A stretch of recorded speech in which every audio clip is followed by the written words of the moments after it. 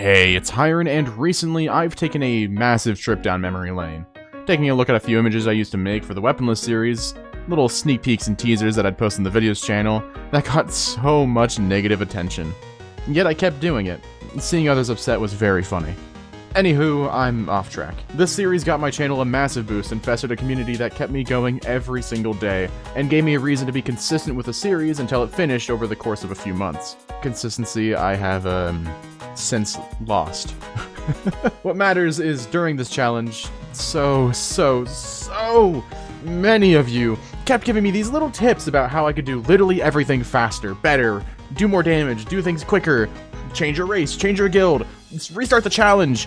Why were you doing Monk when you could do Draco? Despite the fact that I was clearly doing very specific things for the challenge, and I even stated later on that, you know, Draco was too easy. And so I'm doing Weaponless again. Okay, I know, don't click off the video yet. I know it sounds bad. There's a catch.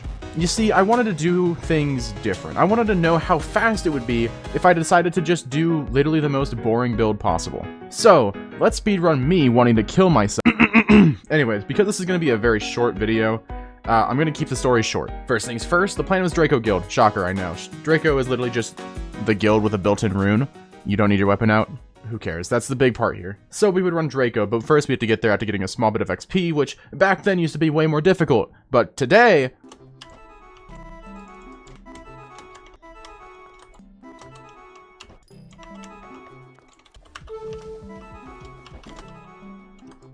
Anyways, now that we have some XP, we can use the Gust Iron handle for Whirlwind. The damage is literally some of the worst possible DPS, but it's not permanent, it's just to kill things. We would use this to get Khaki Armor for the reworked Thorns, which paired with Civilian Armor, which allows you to block without your weapon. Why? What? It would give us a 100% chance to bleed any targets near us, as well as the target that hits us. After farming this for the armor and XP, we would use this to then kill other mobs, notably farming in Hair Lair, as the XP rates there are comically high. Interact with this phenomenon. Once we hit level 25, we would then obtain the Draco Guild, which unlocks a Draco Claw. This move would be the last thing we need to finish the run. What, you thought there was gonna be a punchline there? No, I'm not kidding. That's it. This is all that we needed. I was planning on putting in as little effort as possible, and I'm going to stick to that. Now that we have Draco, I would farm Gremlins to get a Quickstep ring for Untethered, allowing me to still move relatively fast while casting my Claw. Along with this, I would also now run one piece of Nomad, 2 Civilian pieces, the Quickstep ring, and whatever rune I chose to use at the time. It literally didn't matter. Next step, Dungeons. And what other dungeon to test our new damage on than a 2x Corrupt Daily Frog Dungeon? Yet again, I'm not kidding. This dungeon is so comically easy that I chose to waste a Binded and max out the difficulty of it, literally just to prove a point. The waves are all comically easy, also skyrocketing me in levels because, you know, it's a dungeon, of course, it would do that. Plus, Bestiary milestones would give me 200 XP each at some point because Essence Potions exist now for some reason. Okay, the boss fight... It took a few minutes for sure, but it was eventually toppled, yada yada yada. You get the point. There are no stakes here. Everything was so easy that I found myself watching YouTube videos instead of commentating just because, what else would I do?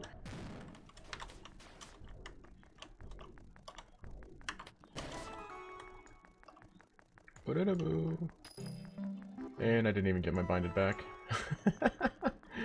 Well, it was worth a shot. You get healing pots though. That's nice. Cool. Well, there's that. Use Draco, Hiron. Oh, why don't you just use Shrine of Regret and then switch to Draco? Because it's not good content. That's why I did literally everything I did. There had to be a storyline behind it. The actions had weight. It was all about having fun for me. That's all I wanted to do. Draco to me, as a guild, is fun. It's interesting. It's cool. But it's not challenging.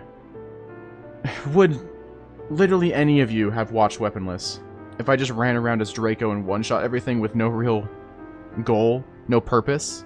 Whatever. We farmed some Void Rifts to get Binded Corruptions because that's a thing now. And after 30 minutes, I could now infuse. Also, turns out, Pip's quest changed the fact you get a free infuse now. So that's cool, I guess. So now we have fully infused Civilian. Our gear literally didn't change. 120% more damage because we exist. 0 enchants and all that. Who cares? We moved to Bumble's Hive. And do I even have to explain what happens? 2x daily, whatever, who cares. Whirlwind and 2-second claw cooldown made the doors non-existent. Just roll clip to the doors, by the way, Hiron. And eventually I ran through the whole dungeon in less than 5 minutes. Getting to the boss, things got really difficult. This is a true test of skill. It's over already. I cut it for comical effect, but the fight only took like 3 minutes at most. Okay. I then ran the dungeon a few more times to max out the Draco Guild because the requirement is to kill the bosses a couple times. It's whatever. And then I moved on to the finale of the series, Bastion, the most climactic finale I could have thought of. The final dungeon at the time, something that was so difficult to topple because all the content was simpler back then. Tundra didn't exist, and the power scaling wasn't as bad. But whatever. I did the daily again. Why? I don't know. I wanted something to feel real. This dungeon is where difficulty really spikes. The complex puzzles, such as a 3-digit code, sometimes. So they get for being tested, I 5, guess. 7. See, you can't mix me 7. up because the code was 811, bro. Or breaking a pillar. Tough enemies that, you know what, I actually don't really care about this part. Can we just skip ahead? Ah, finally, the boss of the dungeon. Cue the climatic music. With no healing items, I was terrified that this dungeon would claim the rest of my life in attempts, and it's over already. I see. Oh, and now the video is fading to black because, well, the series is over now. See you next time, folks. Alright, you know what that means. We do the run again.